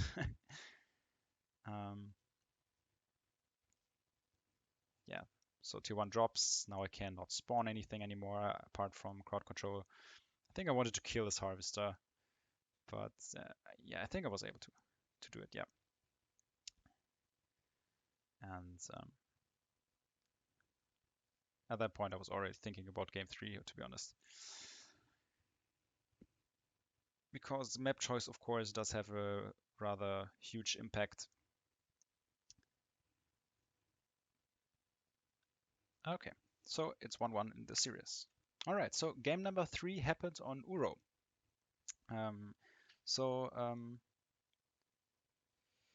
Top Secret played Shadow against my Shadow tier 1. And I ended up picking this map because I played this matchup against him very often. Like we played lots of Shadow Mirrors in ranked, and I kind of know what to expect on this map. So I thought, yeah, let's just pick Uro. It's a confidence matchup, and it should help me to kind of stabilize after that pretty devastating loss. Because I really thought in game 2, before that great harvester use came into play, that I was winning this game. And yeah, I kind of thought that this would be very valuable here to make sure that I can just play something that I'm confident with. Lots of Forsaken here played, of course, before the engagement. Not too much happening here, and now it's about deflecting the nasty surprises here. Really aggressive move by Top Secret to make sure that I cannot nasty to the units, and very aggressive motivate. Kind of delaying my spawn a little bit to make sure that I can motivate my units too. I'm not sure if this was the best choice, to be honest, because I really delayed this Forsaken spawn by a lot. And now my units also started moving a little bit because I misclicked. This was not optimal. Meanwhile, Top Secret did not do that mistake. Therefore, he ends up taking down an additional unit, which is really unfortunate because I think I was doing quite well in this trade. But yeah, at that point, it's still 5 units on both sides, I think, and score is the same, right? So it should be fine. Nobody really ahead here, and this kind of really comes down to Forsaken Micro, Motivate Timing, Frenzy Management. All these things combined will determine the outcome of the next fight. So no Dread Charger in the area, which will make everything really clumped up because you really want those Forsaken to be as efficient as possible with the focus fire. Top Secret with a nice choice, going for the Dazed Squad first here, and both motivates really early in the fight, making a lot of value here. I am trying to switch targets at the best time because I don't want to waste overkill damage, of course. But Top Secret here doing good job at microing this one squad on the side and then sniping out another Dazed squad. So I ended up frenzying one of the Forsaken. Top Secret trying to snipe the other squad and retreat. I end up sniping the Dread Charger. So this Frenzy Forsaken squad was not wasted. And I also had a certain value generated through the additional uptime of those damaged Forsaken squads by Top Secret that do not go into the void. Just now we ended up killing them. And at that point, it is still almost even. Like I spent 40 additional power through the entire time, but I had the earlier void recycling. So there should be like roughly 20 power difference. And you can see that both players still on the same unit count, and these first 4 minutes or 3.5 minutes of fighting did not generate any kind of advantages, which is pretty intense. So really nice match so far. And yeah, now since Dread Chargers are in the mix again, it is necessary to respect the threat of the nasty surprise. And Top Secret kind of retreating a little bit. He cannot retreat too far because once I get into a position with like 8 or 9 Forsaken and we're close to his main base, I could just Mass Frenzy, kill a Power Well, and then take a defensive tier 2, of course, and deflect the counter push. That is something that needs to be avoided. So being in the aggressive position kind of favors me at that point, but of course the ability of being able to spawn undazed units is very good for Top Secret. And yeah, he also plays Skeleton Warriors, who are extremely strong in the Shadow Mirror. A really good addition, especially in high unit counts. They can be very effective because you cannot focus them down efficiently. Their tank ability gives them 1500 effective HP, and that is something that you cannot really kill, but you also cannot ignore them because they are a great target for a nasty surprise, because they walk just straight up. If you ignore them, they just walk up into your Forsaken line and then deal lots of damage due to the high HP pool. They do have the same amount of HP as a Dread Charger. So I try to focus those Skeleton Warriors first, and I get to kill them before they activate their ability, which is nice, but the Dread Charger nasty was enabled due to this, because it did not focus the Dread Charger, of course. And at that point, a lot of my Forsaken ended up being damaged. which is something that Top Secret could abuse to an extent. Still a decent trade for me up to this point, because there are still 3 Forsaken on both sides, and I do have an additional Dread Charger, which is quite nice. But I kind of engaged a little bit too early, because I think, yeah, not too early, to be honest. That Dread Charger was fine. It just came out of days. It was really close, though, a very risky move. But that kind of enabled me to get a lead in this game, because I was kind of capable of deflecting the Skeleton Warriors. Still, this is rather close, and there comes the next Dread Charger. So I end up nesting first, because I really wanted to make sure that this Dread Charger does not really hit my units, but Top Secret capable of retreating here. And right now there's really not that much of a big threat here to his units, because I cannot push his main base with these damaged units, and I also cannot heal them up like anywhere. And the Forsaken also give him an advantage when it comes down to the charge count, because I had no Forsaken charges left. So there was no way for me to apply any additional pressure at that point. So I tried to go tier 2. And in the tier 2, it mostly comes down to who gets the better timing for the Harvester. And honestly, I should Mass Frenzy at that point. Just Mass Frenzy and then trade into those units, because keeping them alive binds power. And if I can force an additional spell like a Nasty Surprise, that would bring me ahead in this Harvester race. So I'm kind of misreading this situation a little bit. And yeah, Top Secret doing exactly what I just said. He's Mass Frenzying here.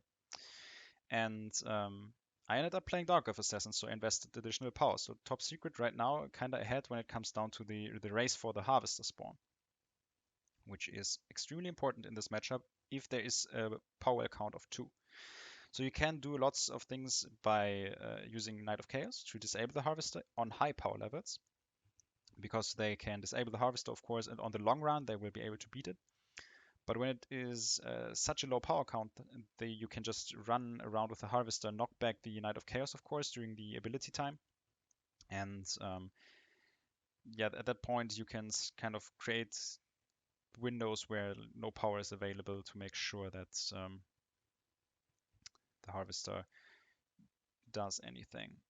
So yeah, Harvester fight here, and you can see, since Top Secret had a little bit more tempo here by sacrificing his units earlier, his Harvester ends up hitting first and also gets his life weaving first. And I cannot kite the Harvester, because right now this thing is just next to my power well.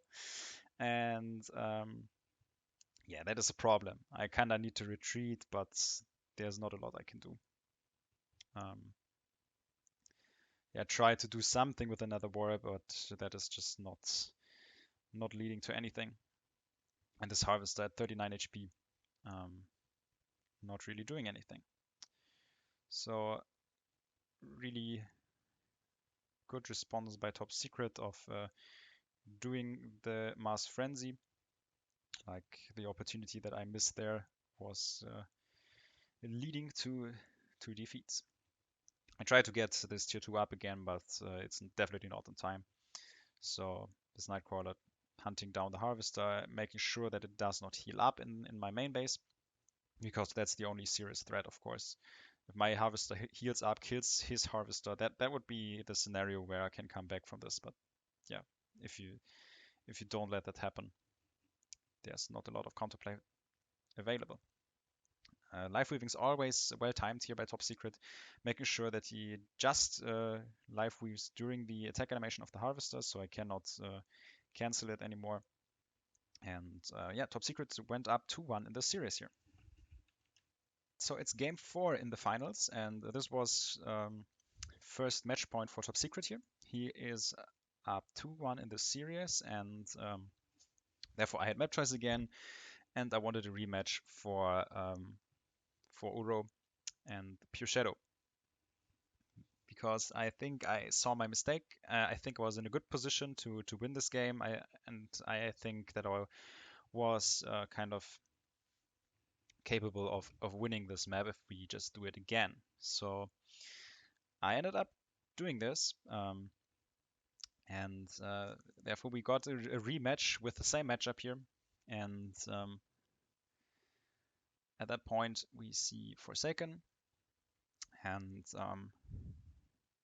of course the same opening. If you take a look at my deck, I also made the adaptation of adding skeleton warriors here into my deck, so they won't really give me problems anymore. And also skeleton warriors enable more aggressive play. So if I win tier 1, I can push a lot more efficiently. So 2 Forsaken always in front of my army here if there is a potential engagement in order to kind of catch the Dread Charger and damage it to make sure this Nasty Surprise does not hit as hard as it should if it goes for full HP Nasty. So Nasty Surprise on both sides, and I think my Nasty ended up hitting it a little bit better. I think this Forsaken squad is down.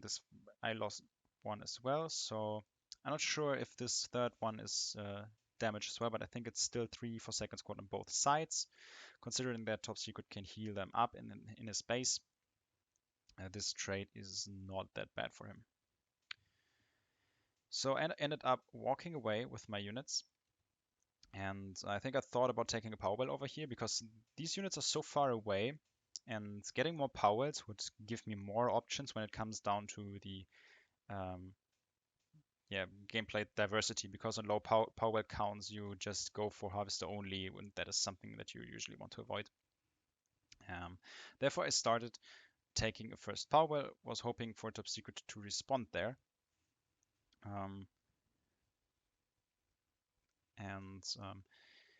He was like on 4 units, so I thought it would be beneficial for me if he goes tier 2, and this is what he does.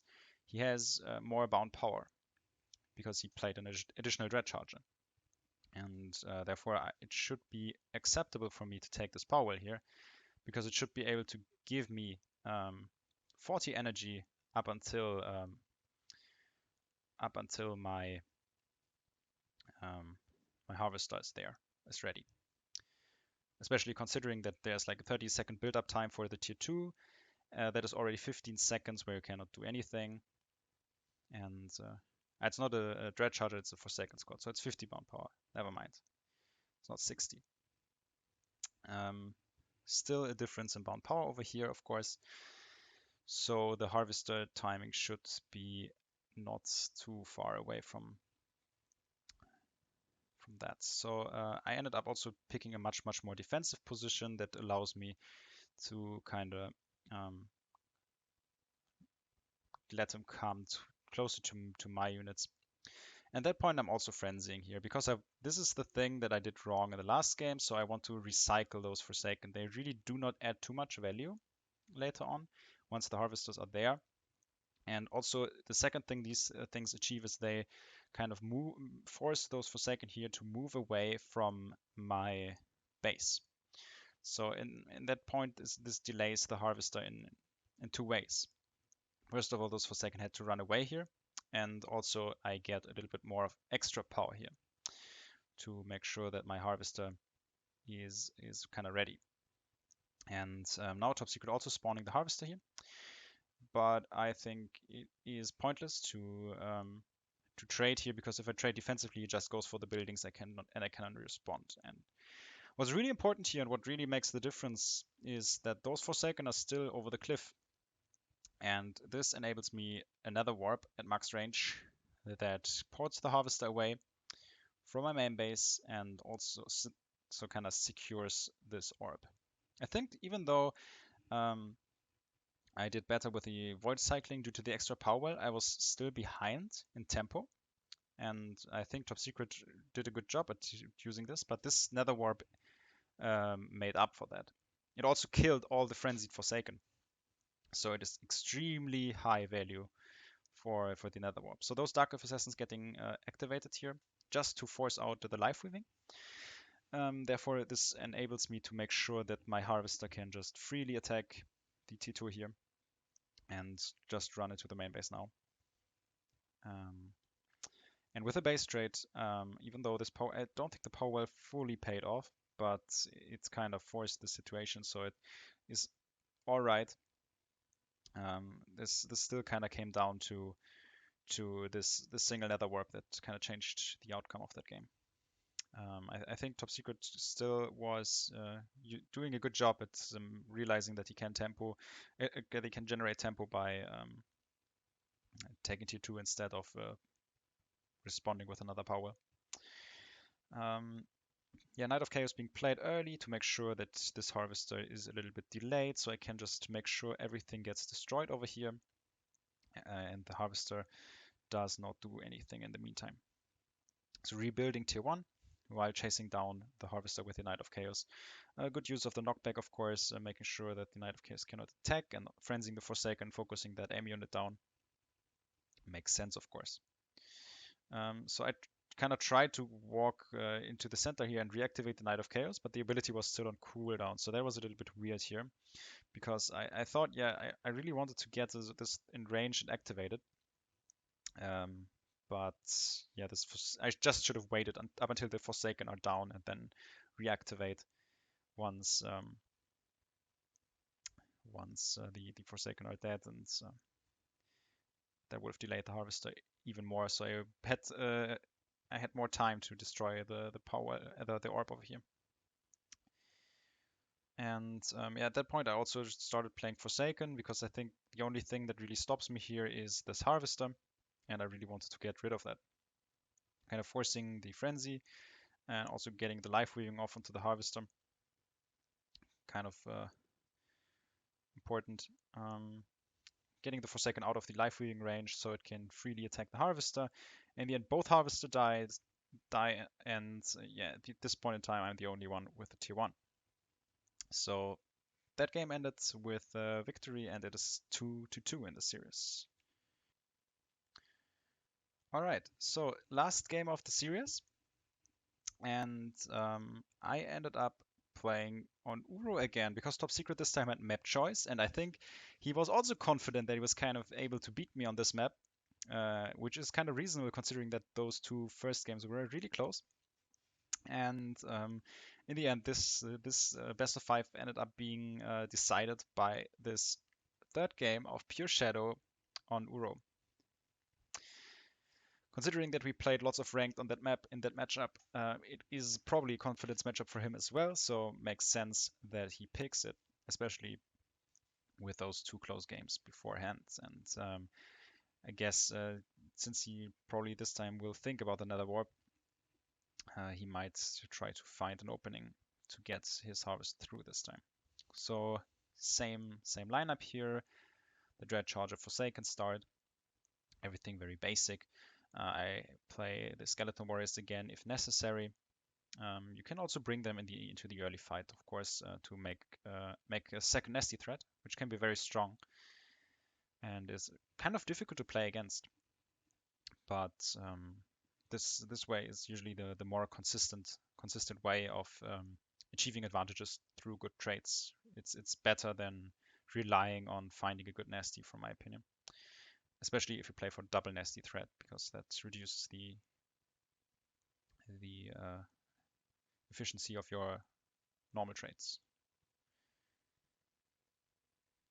And yeah, 2 Forsaken in the front, making sure that a Dread Charger cannot hit as efficiently as it can if it hits 3 targets, of course. And I'm resummoning here at my power limit because I don't want to be late with the spawn. And if this unit gets sniped, this can be really bad, of course. So I try to delay my Dread Charger here a little bit. And yeah, this was like the split second where I thought about nesting, but we are on the same amount of power, and therefore I just decided to focus down his Dread Charger and don't go for this nasty trade.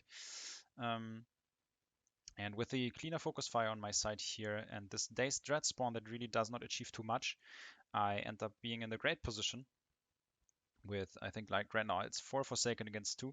And even though my Forsaken are a little bit lower, as long as I don't lose Dazed squads, these trades are really good for me. I resummon a Dread Charger right here because there are not too many Forsaken that can kill it during the Dazed status. And therefore this Dread kind of enables me to chase down all those Forsaken.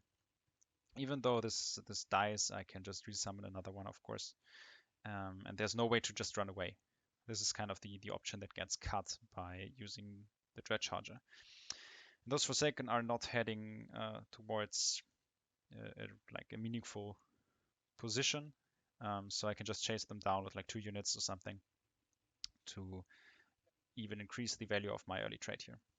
And that really makes a big difference. Like getting this extra squad pretty late into the trade kind of opens up the possibility of taking an aggressive power whale on this map, which really applies lots of pressure, because if Top Secret does not kick that in like 3 minutes and 20 seconds or equalize at any given point, this really allows me to kind of apply pressure and generate a resource advantage at some point in time that is really hard to come back from.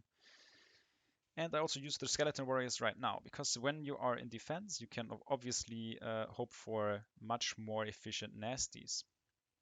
And because all those units are clumped up just around your power, which is exactly what you want if you want to look for a good nasty surprise, of course. And yeah, Top Secret trying to get an engage. But apart from that, he's also trying to get around my units here to make sure he's getting access to the center. But I try to kind of deflect this by kind of showing that I want to walk just directly to his main base, which is something that would be strong, of course. Now he's mass frenzying here. And I should head towards the left side, I think, because even though I would have lost an additional Forsaken squad, that would be the shorter path towards his main base. But I did not really see that he wanted to go tier 2 at that point. As you can see, and now I need to really walk into those units to block any power focus. So that's not really perfect. Even though I win this trade extremely hard, I really lost an opportunity of applying more pressure here.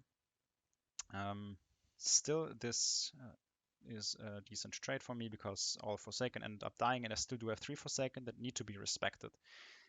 And with the Frenzy, there's at least another Warp that is gonna be forced, or maybe Knight of Chaos or something like that, or Dark of Assassins. Like, these things really good, and I also motivate to increase the damage output from those Forsaken. So probably Top Secret tries to avoid the additional unit spawns here in order to get early harvest time. I don't know how much power he has, or if he's. I don't think he's at his power limit here.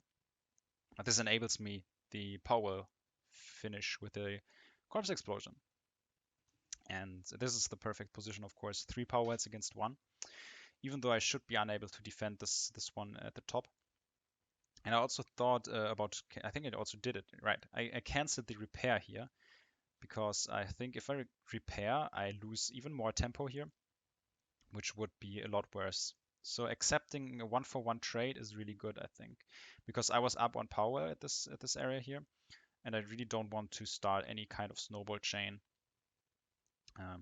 Yeah, this Nightcrawler getting frenzied, therefore this Nether Warp obviously doing lots of work here for me.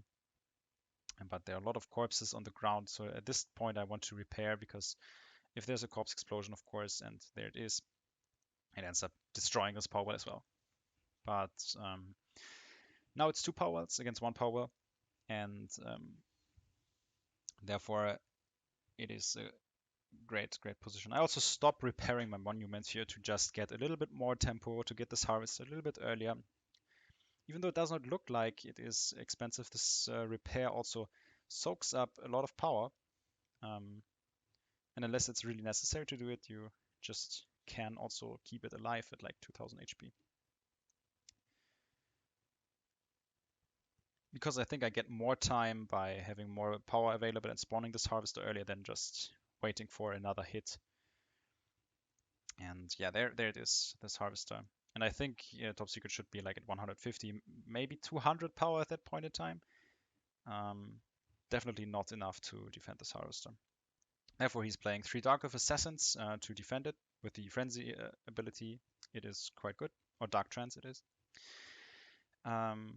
So I end up just refusing to trade with this and defend my main base with like Dark of Assassins mages and these things, while walking into the other base here with the harvester to finish it off. Right here, Top Secret kind of using the Nether Warp here. Pretty similar move, but right now he does not have a harvester, even though that kind of buys him some time, but he does not have a harvester. And that yeah, that kind of hurts, of course, because now the harvester just walks over and is still full life. I decided against another warp at that point because you cannot port grounded units, and Dark Earth Assassin ability makes them, it kind of roots them down. So yeah, Aura of Corruption here being played. He needs at least 150 additional power to kill this harvester, I think, or I think it's 175. So definitely not enough power available, and with his harvester in the end, I ended up winning the game, and I ended up winning the tournament. Was a really close finals, pretty great series in my opinion. Also worth watching these last 5 games especially, but also very interesting games in the early stage of the bracket with different decks, different matchups. So I really hope you enjoyed this kind of style where I just recorded the tournament games as a point of view version and ended up doing the commentary afterwards to make it a little bit more valuable compared to what I would say when I would talk like during the games. Yeah, so thank you for watching and see you in the next video. Goodbye.